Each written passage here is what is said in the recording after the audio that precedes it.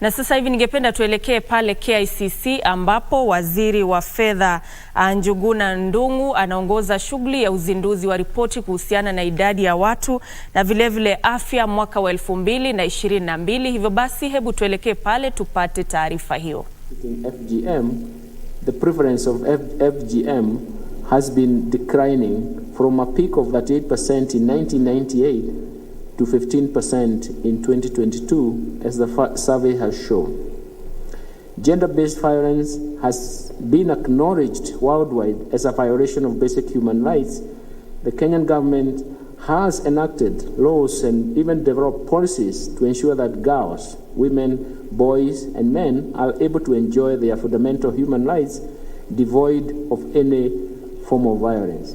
Subsequently, the percentage of women who experience physical violence by any perpetrator in the 12 months preceding the survey declined from 20% in 2014 to 16% in 2022, and that of men declined from 12% to 10% during the same period. There was a slight decline on the proportion of women who experienced sexual violence in the last 12 months before the survey, from 8% in 2014 to 7% in 2022.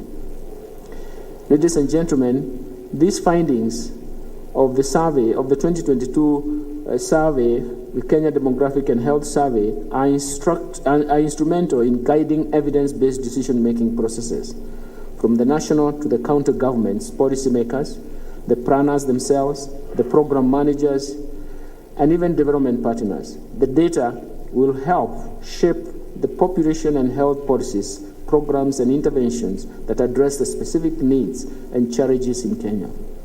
We are familiar in this territory.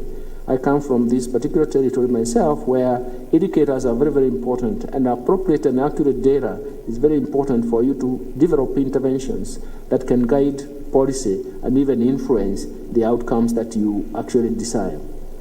Further, to ensure proper planning for health demographic programs going forward, there is need to conduct a mid-period evaluation of key health and even demographic indicators.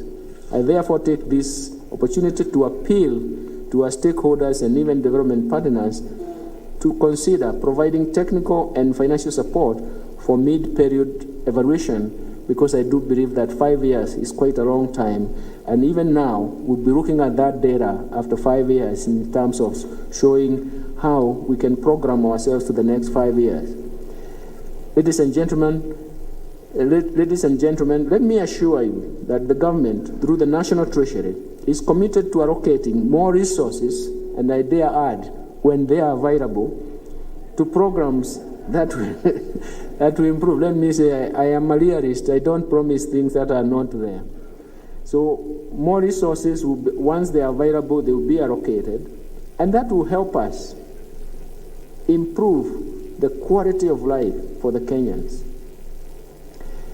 If we achieve this as a country, then we can boast of a more productive workforce, increased productivity, and consequently, higher economic development.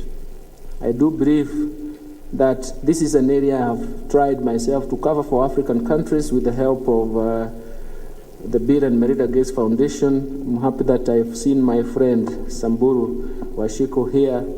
And one of those things was try to understand how human capital development can actually support us. In fact, I'm told there are so many... Majengo ya KICC wakati wa uzinduzi wa ile hafla ya kutoa ripoti kuhusiana na idadi ya watu na vilevile afya mwaka 2022, akidokeza tu ya kwamba ripoti hiyo ambayo imetolewa itakuwa inasaidia katika kuimarisha uamuzi na vilevile uundwaji wa sheria za kuimarisha maisha ya Wakenya na vilevile kuongeza zile rasilimali zinazohitajika ili kuimarisha maisha ya Wakenya. Na hivyo basi ni taarifa ambayo kwa vilevile tutakuwa tunaipata kwa kina hapo baadaye.